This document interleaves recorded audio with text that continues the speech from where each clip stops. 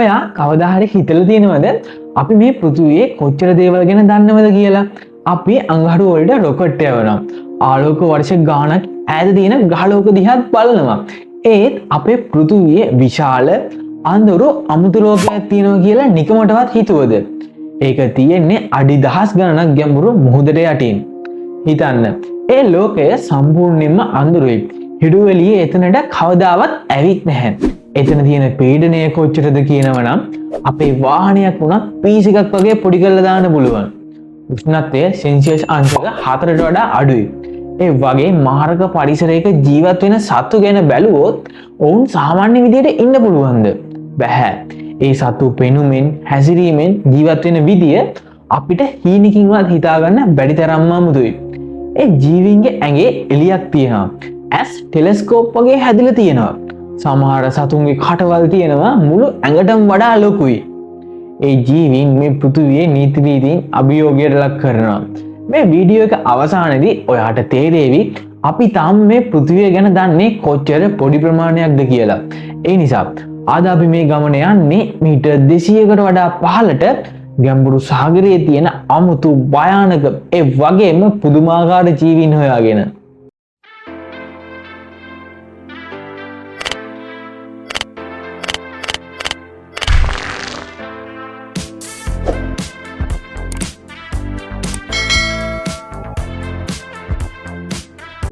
ගැඹුරු සාගරය කියන්නේ හරියටම මීටර් 200ක් ගැඹුරින් පටන් ගන්න කලාපය. මේක තමයි මෙසොපෙලාජික් කලාපය. මේ සීමාවෙන් පහළට යනකොට හිරුවෙලිය කියන දේ සම්පූර්ණයෙන්ම නැති වෙලා යනවා. ඒ නිසා මේ ගැඹුරු සාගරය අපේ පෘථිවියේ තියෙන විශාලතම අඳුරු වාසස්ථානය වෙනවා. මේ පරිසරය එදිනෙදා ජීවිතයේදී අපි හුරු පුරුදු කිසි දෙයකට සමාන වෙන්නේ නැහැ. මෙතන තියෙන්නේ නීති 3ක් විතරයි. ඒ තමා ඉතා විශාල පීඩනය, සදාකාලික අඳුර සහ අධික සීතල. මේ ගැඹුරුම පරිසරයේ තියෙන හැමදේම තීරණය කරන ප්‍රධාන සාධකය තමයි පීඩනය. අපි සෑම මීටර් 10ක් ගැඹුරට යනකොට පීඩනය වායුගෝල එකකින් වැඩි වෙනවා. දැන් අපි හිතමු කිලෝමීටර් 4ක්. එහෙම නැත්නම් මීටර් 4000ක් ගැඹුරු ඇබිසල් කලාපයට යනවා කියලා. එතකොට පීඩනය කොච්චරද? වායුගෝල 400ක විතර පීඩනයක් එතන තියෙනවා. ඒ කියන්නේ අපේ මුළු ඇඟට උඩින් ලොකු බස් 400ක් විතර තියලා තියෙනවා වගේ බරක්. හැබැයි හැඩල් කලාපයේ නම් පීඩනය වායුගෝල 1000කටත් වඩා වැඩි. අපේ ඇඟේ වායු පිරුණු අවකාශ තියෙන නිසා ඒ පීඩනයට අපිව ක්ෂණිකව පොඩි වෙලා යනවා. ඒත් ගැඹුරු මුහුදේ මේ සතු කොහොමද ওই පීඩනයට ඔරොත්තු දෙන්නේ? මෙතන තියෙන්නේ පුදුමාකාර අණුක මට්ටමේ විසඳුමක්. සාමාන්‍ය සතෙකුගේ සෛල මේ පීඩනයට කැඩී බිඳී යනවා. නමුත් ගැඹුරු මුහුදේ ඉන්න සතුන්ගේ සෛලමය පටල හැදිලා තියෙන්නේ හරිම සුවිශේෂී තෙල් වර්ගයකින්.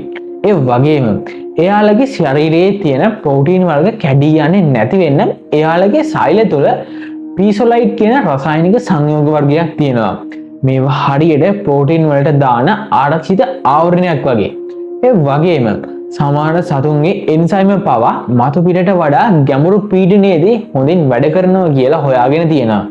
ඒ කියන්නේ එයාලගේ ජීව විද්‍යාව මේ පරිසරයට සම්පූර්ණයෙන්ම එකට ගැට ගහලා තියෙන්නේ. පීඩනය වගේම අඳුරත් හරිම තීරණාත්මකයි. හිරුවෙලිය නැති නිසා ශාකවල ප්‍රභාසංශ්ලේෂණය කියන ක්‍රියාවලිය මෙතන සම්පූර්ණයෙන්ම නතර වෙනවා. ඒකේ ප්‍රතිඵලයක් තමයි ආහාර හිඟය. මේ මුළු ආහාර දාමයම රැඳිලා තියෙන්නේ මතු පිටින් පහළට වැටෙන කාබනික ද්‍රව්‍ය ටිකක් මත විතරයි. ඒ නිසා ගැඹුරු මුහුදේ ඉන්න සතෙකුට සෑම කැම් වේලක් කියන්නෙම ඉතා දුර්ලභ දෙයක්. මේ අඳුරට තවත් දෙයක් එකතු වෙනවා. ඒ තමයි සීතල. ගැඹුරු මුහුදේ සාමාන්‍ය උෂ්ණත්වය සෙල්සියස් අංශක 4ක් වගේ අඩු වගයක් ගන්නවා. ඒත් මේකේ තියෙන පුදුම සහගත දේ තමයි මේ උෂ්ණත්වය කවදාවත් වෙනස් වෙන්නේ නැහැ. අවුරුද්දේ දින 365ම මේ සීතල එහෙම තියෙනවා. මේ ස්ථාවර සීතල නිසා මේ ගැඹුරු සතුන්ට කාලගුණය වෙනස් වෙනකොට වෙනස් වෙන්න ඕනේ නැහැ. ඒ වෙනුවට එයාලට පුළුවන් එදිනදා ජීවිතයේදී බලශක්ති නාස්තිය අවම කරගන්න පුළුවන් විශේෂිත අනුවර්තන විතරක් හදාගන්න. මේක තමයි මේ සතුන්ගේ අමුතු පෙනුමට තියෙන මූලිකම හේතුව. ආහාර හිඟකම නිසා ගැඹුරු මුහුදේ ඉන්න සතුන්ගේ ප්‍රධානම සටන වෙන්නේ බලශක්තිය ඉතිරි කර ගැනීමයි. මේ නිසා එයාලගේ ශරීරය හරිම ජලීයයි. මාංශ පේශීන් දුර්වලයි. ඇටකට පවා හරිම බිඳෙන සුළුයි. දැන් අපි කතා කරමු ඔයා අනිවාර්යෙන්ම දැකලා තියෙන සතෙක් ගැන. ඒ තමයි බ්ලොබ් ෆිෂ්. මතු පිටට ගෙනාවම මේ සතා පේන්නේ ලෝකේ ඉන්න කැතම සතා වගේ. ඒත් මේක තියෙන්නේ එයාගේ ස්වාභාවික පරිසරයෙන් පිටතදී. ඇත්තටම බ්ලොබ් ෆිෂ් කියන්නේ බල ශක්තිය ඉතිරි කිරීමේ දක්ෂයෙක්. එයා ජීවත් වෙන්නේ මීටර් 600ත් 1200ත් ගැඹුරදී. එයාගේ ඇඟ ජෙලටින් වගේ ඝන ස්කන්ධයක් වෙලා තියෙන්නේ. මේ ස්කන්ධයේ ඝනත්වය වතුරේ ඝනත්වයට වඩා ටිකක් අඩුයි. ඒ නිසා එයාට පීනන්න ශක්තියක් වැය කරන්න ඕනේ නැහැ. එයා සරලවම මුහුද පතුලේ පාවෙනවා. එයාගේ ඇඟට එන ඕනෑම කෑම පැසිවුලි. එහෙම නැත්නම් අලස විදියටම කනවා. දුර්ලභ කෑම වේලක් ලැබුණම ඒකෙන් උපරිම ප්‍රයෝජන ගන්නත් මේ සතුන් පුරුදු වෙලා ඉන්නවා. මේ සතාගේ කට එයාගේ මුළු ඇඟටම වඩා ලොකුයි. එයාගේ හකු හරිම ලිහිල්. මේ නිසා එයාට පුළුවන් එයාගේ ප්‍රමාණයට වඩා විශාල ගොදුරු ක්ෂණිකව ගිල දමන්න. මේකෙන් එයාට දිගු කාලයක් ශක්තිය ලබා ගන්න පුළුවන්. මේ සතාගේ දත් දිගයි. තියුණු ඉදිකටු වගේ. ඒ දත් කොච්චර ලොකුද කියනවා නම් එයාට කට වහන්නවත් බෑ. මේ මාළුවාගේ දත් දෙක ඇස් දෙකට වක්‍ර වෙලා තියෙන්නේ. මේකෙන් ගොදුරට ගැලවෙන තියෙන ඉඩ සම්පූර්ණයෙන්ම නැති වෙනවා. මේ විලෝපිකයන්ගේ අමුතු හැඩ ඇත්ත ජීවිතය දිනා ගැනීම සඳහා පරිණාමයෙන් ලැබුණු අතිදක්ෂ උපාය මාර්ගයක් විතරයි. සම්පූර්ණ අඳුරේදී ඇස් තිබුණට වැඩක් නැහැ. ඒ නිසා සමහර ගැඹුරු කූනිස්සන් සහ මුහුදු මකුළුවන් වගේ සතුන්ට ඇස් නැති වෙලා තියෙනවා. ඒ තවත් සත්තු ඉන්නවා එයාලගේ ඇස් සුපිරි ඉන්ද්‍රියන් බවට පත් කරගෙන. මේ සතා හරිම පුදුමයි. එයාගේ ඔළුවට උඩින් විනිවිද පෙනෙන ඩෝම් එකක් වගේ කොටසක් තියෙනවා. එයාගේ ඇස් තියෙන්නේ නල දෙකක් වගේ. මේ ඇස් වල පුළුවන් තමන්ගේම ඔළුව ඇතුළේ ඉඳන් කැරකෙන්න. ඒ කියන්නේ එයාට එකවර උඩ සහ ඉස්සරහා බලන්න පුළුවන්. මේ සතාගේ ටෙලස්කෝප් වගේ ඇස් තියෙනවා. එයාට පුළුවන් ඉහළින් වැටෙන ඊටාම සියුම් ආලෝකයට එරෙහිව බුදුරේ කළු සිල්වර්ට් එක හඳුනා ගන්න. ඒ වගේම මේ සතාගේ බඩ ඇතුළත කළු පාටයි. එයා දිලිසෙන ගොදුරක් කෑවොත් එයාගේ ඇඟ විනිවිද පෙනෙන නිසා ගොදුර දිලිසෙනවා. ඒක වළක්වන්න මේ කළු බඩ බ්ලැක් අවුට් තිරයක් වගේ ක්‍රියා කරනවා. තවත් අපූර්වම සතෙක් තමයි ගොබ්ලින් මෝරා. මේක ජීවමාන පොසිලයක් කියලා හඳුන්වන්නත් පුළුවන්. ඒ මොකද එයාගේ පෙනුම මිලියන 125කට පෙර හිටපු මෝරුන්ගේ පෙනුමටම සමාන නිසායි. එයාගේ නහය දික් වෙලා මූණ ඉස්සරහට නෙරලා තියෙන අමුතු හැඩයක් තියෙනවා. ඒ වගේම මේ සතාගේ හම ටිකක් රෝස පාටට හුරුයි. මොකද එයාගේ සම අර්ධ වශයෙන් මිනිඳ පෙනෙන නිසා. අපිට පේන්නේ එයාගේ ඇතුළත තියෙන රුධිර නාලිකායි. නමුත් මේකයි පුදුම දේ. මේ මෝරා ගොදුරු දඩයම් කරන්නේ ස්ලින්ග්ෂොට් ෆීඩින් කියන තාක්ෂණයෙන්. සාමාන්‍ය මෝරෙක් වගේ පීනගෙන ඉන්නේ නැතුව ගොදුර ළඟට ආවම එයාගේ මුළු හකු ඇටයම ක්ෂණිකව ඉදිරියට විසි කරනවා. ඒ වගේම එයාගේ දික් වූ නහයේ තියෙන විද්‍යුත් ප්‍රතිග්‍රාහකය මගින් අඳුරේදී ගොදුරේ තියෙන සියුම් විද්‍යුත් ක්ෂේත්‍රය දැනගෙන ගොදුර කොහේ හිටියත් හොයා ගන්නවා. ගැඹුරු සාගරයේ ඉන්න සතුන්ගෙන් 80%ක්ම ජීවදීප්තිය ඇති කරන්න පුළුවන් සත්තු. ඒ කියන්නේ එයාලට තමන්ගේ ඇඟ ඇතුළතින්ම ආලෝකය හදන්න පුළුවන්. මේක සිද්ධ වෙන්නේ ලුසිෆරින් කියලා රසායනිකයක් සහ ලුසිෆරේස් කියන එන්සයිමයක් එක්ක ඔක්සිජන් ඉදිරියේ ප්‍රතික්‍රියා කිරීමෙන්. එතකොට ශක්තිය ආලෝකයක් විදියට පිට වෙනවා. මේ ආලෝකය ගැඹුරු සාගරයේ sannivedana මාර්ග දඩයම් කිරීමේ උපකරණ සහ ආරක්ෂක පලිහක් වගේ ගොඩක් දේවල් වලට පාවිච්චි කරනවා. ගැඹුරු මුහුදේදී මේ ආලෝකය විවිධ විදියට පාවිච්චි කරනවා. අපි ඒ ගැන ටිකක් බලමු. මේකට හොඳම උදාහරණය තමයි ඇන්ග්ලර් ෆිෂ් කියන්නේ. මේ මාළුවාගේ ඔළුව උඩ තියෙන වරල වෙනස් වෙලා ඇන්ටනාවක් වගේ හැදිලා. ඒකේ අග කුඩා දෙලිසෙන ස්කා කියන ඉන්ද්‍රිය තියෙනවා. ඇන්ග්ලර් ෆිෂ් මේක අඳුරේ දෝලනය කරනවා. අනිත් සත්තු මේ ආලෝකය ආහාරයක් කියලා හිතලා ළඟට එනවා. ක්ෂණිකව එයාගේ විශාල කට ඇතුළට අහු වෙනවා. මේක හරියට අඳුරු වතුර යට තියෙන පතලක් වගේ. සමහර සත්තු තමන්ව ගොදුරු කරගන්න එන සතුන්ගෙන් බේරෙන්න ආලෝකය පාවිච්චි කරනවා. මේක හරිම දක්ෂ උපාය මාර්ගයක්. පහලින් ඉන්න විලෝපකයකට උඩ බැලුවම උඩින් එන ඊටාම සියුම් ආලෝකය. එහෙම නැත්නම් ඩවුන් වලින් ලයිට් එක පේනවා. මේ සත්තු තමන්ගේ බඩේ තියෙන ආලෝක ඉන්ද්‍රියන්ගෙන් එළිය විහිදුවන්නේ ඒ ආලෝකයට හරියටම ගැලපෙන්න. ඒ නිසා පහලින් බලන විලෝපකයාට එයාව පේන්නේ නැහැ. සමහර දැල්ලන් අඳුරේ තින්ත විදිනවා වෙනුවට දිලිසෙන ද්‍රව්‍යයක් විදිනවා. මේකෙන් විලෝපකයා තිගැස්සිලා අන්ධ වෙලා යනවා. ඊට පස්සේ දැල්ලට පහසුවෙන් පැනලා යන්න පුළුවන්. ඇන්ග්ලර්ෆිෂ්ගේ කතාවේ වඩාත්ම කුතුහලය දනවන කොටස තමයි එයාලගේ ප්‍රජනන ක්‍රමය. ගැඹුරු සාගරය විශාලයි. අඳුරුයි. කෙනෙක්ට කෙනෙක්ව හොයාගන්න හරිම අමාරුයි. ඒ නිසා ඇන්ග්ලර්ෆිෂ් මේකට අමුතු විසඳුමක් හොයාගත්තා. ගැහැණු ඇන්ග්ලර්ෆිෂ් කෙනෙකුට වඩා පිරිමි ඇන්ග්ලර්ෆිෂ් කෙනෙක් හරිම කුඩායි. එයාගේ ජීවිතේ එකම අරමුණ වෙන්නේ ගැහැණු සත්වෙක් සොයාගන්න එක. පිරිමි සතා ගැහැණු සතෙක්ව සොයාගත්තට පස්සේ එයා ඒ ගැහැණු සතාගේ හැම සපා කනවා.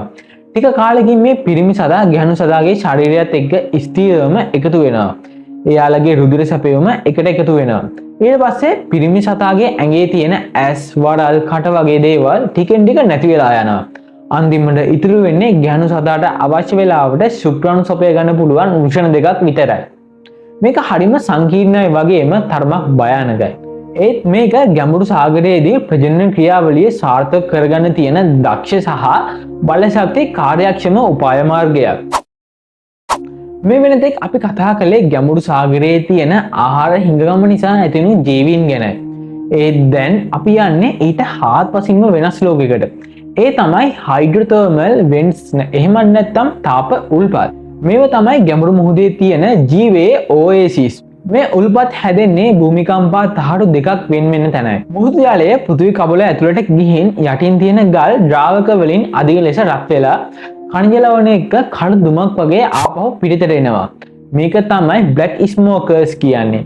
මේ පිට වෙන වතුර සෙල්සියස් අංශක 400ක් තරම් උණුසුම් වෙන්න පුළුවන්. මේ වගේ පරිසරයක ජීවත් වෙන්නේ කොහොමද? වෙන්ට්ස් අවට ජීවය රඳා පවතින්නේ හිරු එළිය මත නෙවෙයි, රසායනික ශක්තිය මතයි. මේක තමයි රසායනික සංශ්ලේෂණය. වෙන්ට්ස් වලින් පිට වෙන හයිඩ්‍රජන් සල්ෆයිඩ් වගේ විෂ සහිත රසායනික ද්‍රව්‍ය අරගෙන බැක්ටීරියා වර්ගයක් ඒක ආහාර බවට පත් කරනවා. මේ බැක්ටීරියාව තමයි මේ මුළු පරිසර පද්ධතියේම මූලික ආහාරය වෙන්නේ. මේ සංකල්පය හරිම වැදගත්. මොකද මේකෙන් පෙන්වුම් කරනවා ජීවය පවත්වාගෙන යන්න හිරු එළිය කියන දේ අත්‍යවශ්‍ය නැති බව. වෙනත් ග්‍රහලෝකවල හෝ චන්ද්‍රයාගේ අයිස් යට තියෙන සාගරවලත් මේ වගේ රසායනික ජීවයක් තියෙන්න පුළුවන්. මේ උල්පත් අවට ඉන්න සත්තු සාගරයේ වෙන කොහෙවත් නැති තරම් වෙනස්. 2005 දී සොයාගත් මේ කකුළුවාගේ අත්වල රෝම වගේ කෙඳි තියෙනවා. මේ කෙඳි මත බැක්ටීරියා විශාල ප්‍රමාණයක් ජීවත් වෙනවා. යටි කකුළුවා කරන්නේ හරියට වගා කරනවා වගේ. මේ බැක්ටීරියා හදලා එයාව ආහාරයට ගැනීමයි. මේ කකුළුවා තමන්ගේ ඇඟේම කැම හදා ගන්නවා. මේවා මීටර් 2ක් වගේ දිගට වැඩෙන පණුවන්. පුදුම දේ තමයි මේ සතාට කටක්, ඇසක් හෝ ආහාර ගේන්න පද්ධතියක් නැහැ. එයාගේ ශරීරයේ ඇතුලේ කෙමෝසින්තටික් බැක්ටීරියාව ඉන්නවා. පණුවා වෙන්ට්ස් වලින් එන රසායනික ද්‍රව්‍ය ඇදලා අරගෙන බැක්ටීරියාවට දෙනවා. බැක්ටීරියා ඒකෙන් ආහාර හදලා පණුවට දෙනවා. මේක හරිම දක්ෂ සහජීවනයක්. අපිට මේ සියලුම තොරතුරු දැනගන්න පුළුවන් උනේ නූතන තාක්ෂණයක් නිසා. ගැඹුරු මුහුදේ පීඩනය වැඩි නිසා අපිට යන්න බැහැ. ඒ නිසා අපි පාවිච්චි කරනවා ROV කියන උපකරණය. මේවා කේබල් මගින් සම්බන්ධ කරපු රොබෝවරු. අපිට නෞකාවේ ඉඳන් ඒක පාලනය කරලා අවශ්‍ය තැන්වල සාම්පල් ගන්න පුළුවන්. ඊටත් වඩා දියුණු රොබෝවරු තමයි AUV කියන්නේ. මේවට මිනිස් පාලනයක් නැතුව තනියම ගැඹුරු මුහුදේ ඉලක්ක කරා යන්න පුළුවන්. මේ තාක්ෂණය නිසා අපි නොදැන සිටි රහස් මේ වෙන විට හෙළිවෙමින් පවතිනවා. 2019 දී පවා බම්පි ස්නේල් ෆිෂ් වගේ අලුත් ගැඹුරු මුහුදු මත්ස්‍ය විශේෂ 3ක් සොයාගත්තා.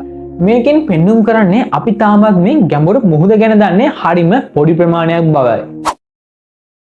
මේ ළඟදි කරපු DNA අධ්‍යයනයකින් හෙළි වුණා ගැඹුරු මුහුදේ ඉන්න බිටල් ස්ටාර්ස් වගේ සත්තු කලින් හිතුවට වඩා ගෝලීය වශයෙන් සම්බන්ධයි කියලා. ඒ කියන්නේ මේ සත්තු යුරෝපයේ ඉඳන් ඕස්ට්‍රේලියාව දක්වා අවුරුදු මිලියන ගණනක් තිස්සේ සංක්‍රමණය වෙලා තියෙනවා. මේකෙන් ඔප්පු වෙනවා ගැඹුරු මුහුද කියන්නේ අපිට හිතන්න පුළුවන් තරම් හුදකලා ලෝකයක් නෙවෙයි කියලා. මේ වගේ නොදන්න තොරතුරු තව දැනගන්න මේ වීඩියෝ එකට ලයික් කරන්න. ඒ වගේම අලුත් වීඩියෝ මග නොහැර බලන්න අපේ channel එක subscribe කරලා bell icon එක click කරන්න අමතක කරන්න එපා. අපේ වීඩියෝ එක අවසන් කරන්න කලින් අපි තවත් අමුතු සතෙක් දිහා බලමු. ඒ තමයි ඩම්බෝ ඔක්ටපස්. මේ සතාට මේ නම ලැබුණේ එයාගේ හිස දෙපැත්තේ තියෙන කන් වගේ කොටස් දෙක නිසා. හරියට ඩිස්නිගේ ඩම්බෝ අලිය වගේ. මේ ඔක්ටපස් විශේෂය ජීවත් වෙන්නේ මීටර් 3000 7000 අතර ගැඹුරේ. මේක තමයි ගැඹුරුම ඔක්ටපස් විශේෂය. අනිත් ඔක්ටපස්ලට වගේ නෙවෙයි. මේ සතාට තීන්ත මල්ලක් නැහැ. අඳුරේදී තීන්ත වලින් වැඩක් නැති නිසා එයා ඒ අනුවර්තනය හදාගෙන නැහැ. ඒ වගේම එයාගේ ඇඟේ විනිවිද පෙනෙන ස්තරයක් තියෙනවා. ඒක එයාට ඕන වෙලාවට ෆ්ලෂ් කරන්න පුළුවන්. එයා දඩයම් කරන්නේ අනිත් ඔක්ටපස්ල වගේ ගොදුරු අල්ලගෙන නෙවෙයි. ඩම්බෝ ඔක්ටපස් මුළු ගොදුරුම එකවර ගිල දමනවා. මේ සතා තමන්ගේ බිත්තර බව තමන්ගේ ශරීරයේම රඳවාගෙන හොඳ පරිසර තත්ත්වයක් ආවම එකින් එක මුදා හරිනවා. මේක හරිම දක්ෂ පැවැත්මේ උපක්‍රමයක්. මේ වගේ සතෙක් එයාගේ ආරක්ෂාව සලසාගන්නේ කොහොමද කියන එක පවා තවම අපිරහසක්.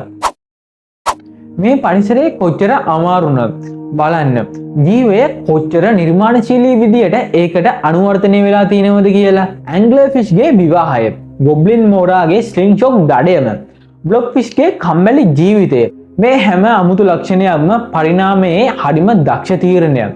විද්‍යාඥයන් කියන්නේ ගැඹුරු සාගරයේ තියෙන ජීවීන්ගෙන් 80%ක් විතර තාමත් අපිට අඳුරගන්න බැරි වෙලා තියෙනවා කියලයි. මේ කියන්නේ අපි දැක්ක මේ පුදුමාකාර ලෝකයට වඩා දහස් ගුණයක් විශාල වූ අභිරහස් ලෝකයක් තවමත් අපිට නොපෙනී තියෙනවා කියන එකයි. දැන් අපේ අනාගත අභියෝගය මේකයි. අපේ සූර්යාගෙන් ස්වාධීන වුණු පෘථිවියේම හදවතින් එන රසායනික ශක්තියෙන් ජීවත් වෙන මේ අමුතු ලෝකයේ සම්පූර්ණයෙන්ම රහස් හෙළිදරව් කරගන්න අපිට පුළුවන් වෙයිද? මේ ගැඹුරුම අභිරහස දිහා බලනකොට ඔයාට හිතෙන්න ඕනේ ඔයත් මේ පෘථිවියේ විශාල ගවේෂණයේ කොටස්කරුවෙක් කියලා. මේ වගේ රහස් දැනගන්න අපිත් එක්ක එකට එකතු වෙන්න. මොකද මේ ගමන තාම පටන් ගත්ත විතරයි. ඊළඟට මොන වගේ අභිරහසක් ගැන කතා කරන්න ඕනද කියලා පහලින් කමෙන්ට් කරන්න. එහෙනම් තවත් අලුත් වීඩියෝ එකකින් හමු වෙමු. සුබ දවසක්.